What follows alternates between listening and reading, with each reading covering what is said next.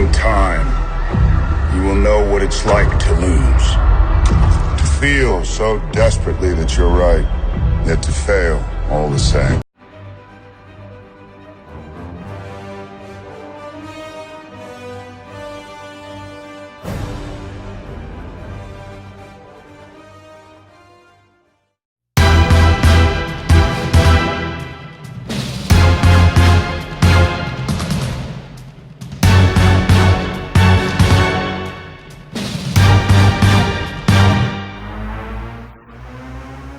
What up, YouTube? It's your main man, Boys for Life, coming at you with another fucking video.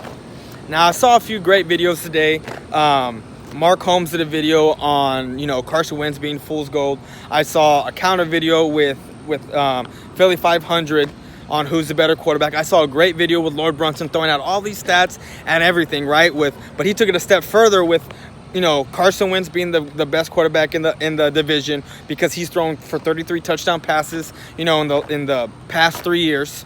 One of those years he's threw 33 touchdown passes, which came in 2017. And then since Eli Manning has thrown for over 4,000 yards the last 3 seasons, each of the last 3 seasons, he's the second best because Dak has not done that. And then I saw another great video by Philly Bird Gang. I believe that's his name. He's a new YouTuber. Great stuff. Go check his shit out. If I got his name wrong, he's probably gonna be in the comments here in a little bit when I post this video. But let me ask you something. Does wins get you wins, or does stats get you wins?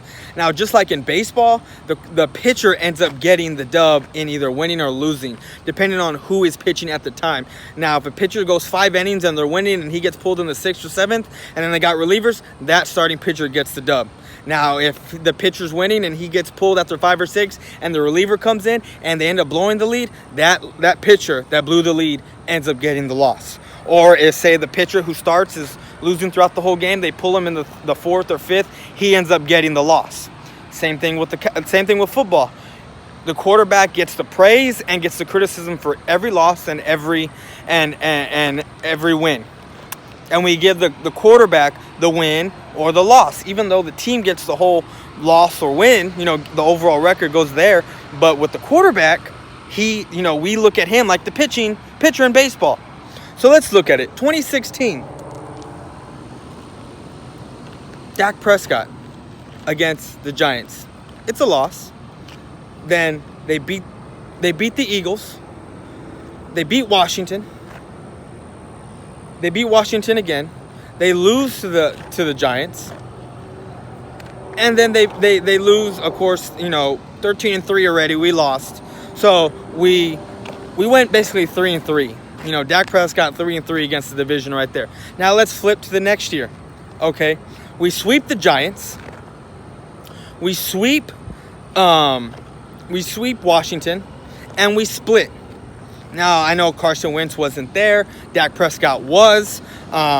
So, it's a split just like it was in their rookie season. Now, let's flip to last year.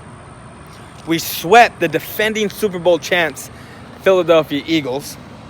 We swept the New York Giants, and we split with Washington.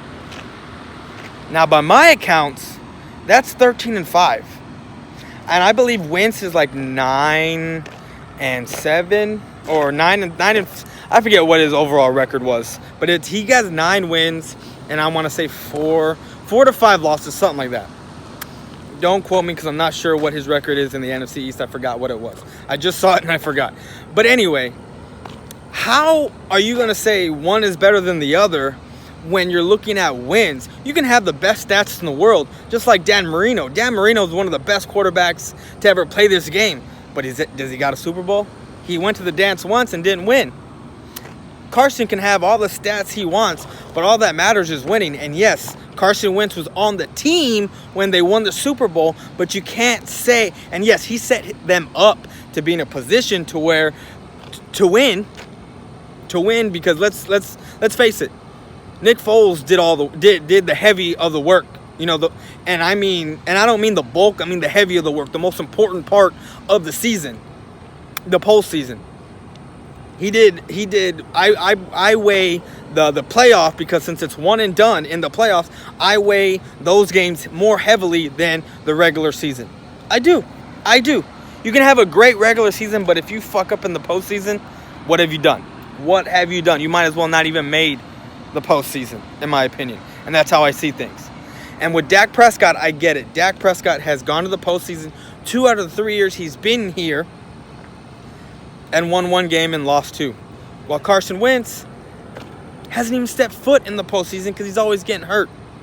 And by my account, and by that account alone, Dak Prescott, to me, since being in the league, is the better out of the 2 quarterbacks. Because let's face it, he's getting the dub. He's beating the Eagles. He's beating Washington. And he's beating the Giants. He is. You can split hairs all you want. Who's the better quarterback? Who's this? Who's that? But in my opinion, and the way I see things is, you can have all the stats in the world, but if you're not getting the dub, you're not getting the win, it's nothing. It means absolutely nothing to me. All I care about is the dub. I don't give a fuck if he's the game manager or not. All I want is the win. And Dak Prescott is getting us the win.